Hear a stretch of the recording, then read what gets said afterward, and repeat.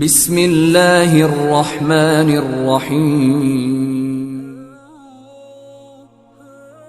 ناظرین محترم، السلام علیکم ورحمۃ اللہ وبرکاتہ۔ آج کا ایک سوال ہے کہ عورتیں قبرستان جا سکتی ہیں یا نہیں؟ عورتوں کو کیوں منع کیا گیا ہے؟ پہلی بات تو یہ عرض ہے کہ عورت اور مرد میں بنیادی طور پر مزاج کا فرق ہے۔ عورتوں کے اندر جذبات زیادہ ہوتی ہیں، وہ دلی اعتبار سے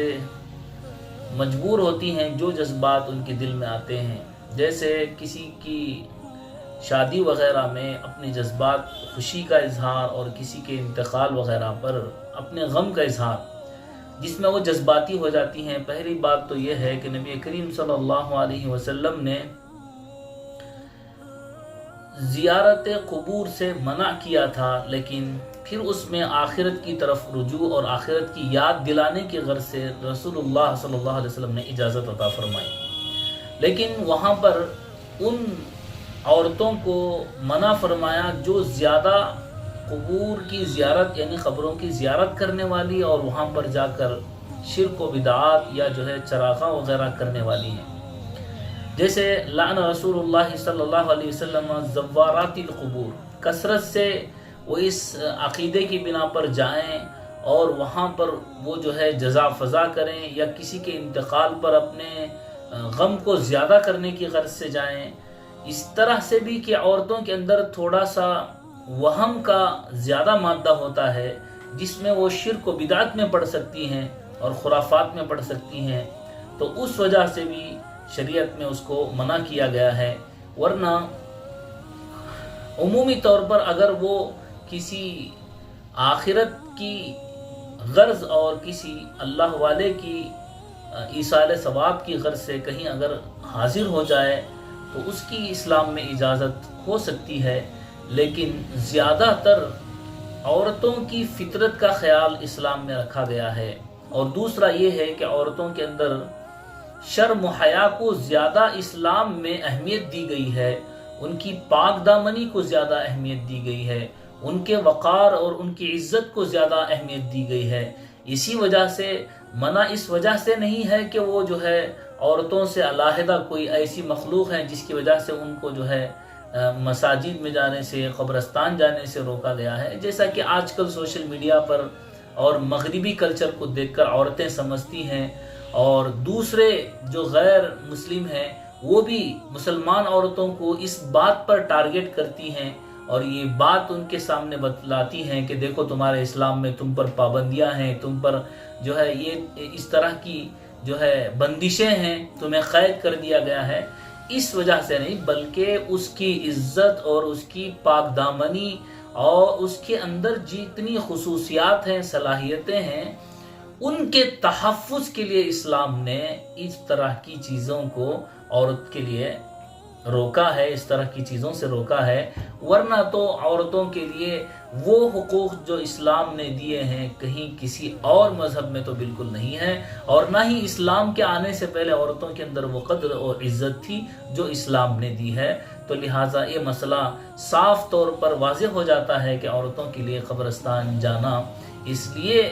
منع کیا گیا ہے، روکا اس لیے گیا ہے کہ ان کے جذبات زیادہ ہوتی ہیں، وہ جذبات میں آ جاتی ہیں، صبر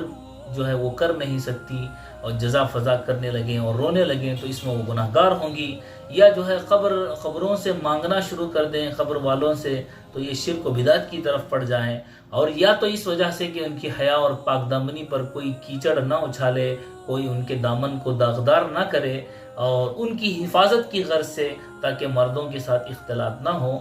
اسلام میں اس سے روکا گیا ہے۔ ورنہ کوئی آخرت کی غرض سے اگر کہیں چلی جائے تو اس کے لیے کوئی گناہ کی بات نہیں ہے۔ ایک اور سوال یہ ہے کہ اگر کسی کی غیبت ہو گئی، دوست ہے کوئی ہمارا قریبی رشتہ دار ہے جس کی غیبت ہو جائے، تو کیا اس سے کہنا ضروری ہے کہ ہم نے آپ کی غیبت کر لی ہے اور ہم نے آپ کی برائی پیچھے کر لی ہے؟ تو اس میں بہتر طور پر یہ بات معلوم ہوتی ہے کہ اس سے معافی تلافی کر لی جائے کہ بھئی ہو سکتا ہے کہ میں نے آپ کی غیبت کی ہو، کوئی بات نکل گئی ہو آپ کی طرف سے، میں آپ کو معاف کر دوں، آپ مجھے معاف کر دیں، اس طرح کی بات کر کے ان سے معافی لے لینا بہتر ہے۔ ورنہ دو دوست ہیں، جگری دوست ہیں، ان سے اگر یہ کہا جائے کہ میں نے آپ کی غیبت کر لی ہے، آپ کے بارے میں میں نے یہ کہا، تو اس کے دل میں بھی ہو نہ ہو، انسان ہونے کی وجہ سے اس کے دل میں بھی کوئی خلش، کوئی دوری آ سکتی ہے، پیدا ہو سکتی ہے دوری، کوئی بات اس کے دل میں آ سکتی ہے۔ تو لہٰذا بہتر یہ ہے کہ اس طرح سے معافی تلافی کر لی جائے کہ اسے اس بات کی خبر نہ ہو اور وہ معاف بھی کر دے۔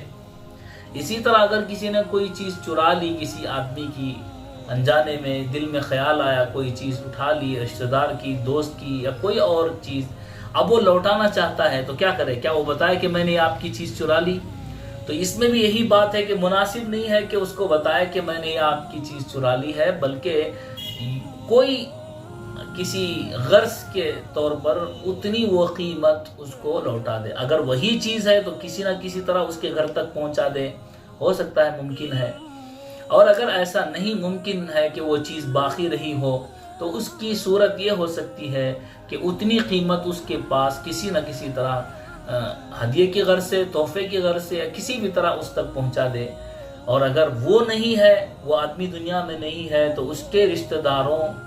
اور اس کے بچوں، اس کے جو ہے اہل و عیال تک وہ چیز پہنچا دے، تو انشاءاللہ ہو سکتا ہے اس کی تلافی ہو جائے اور اللہ سے توبہ بھی کیا جائے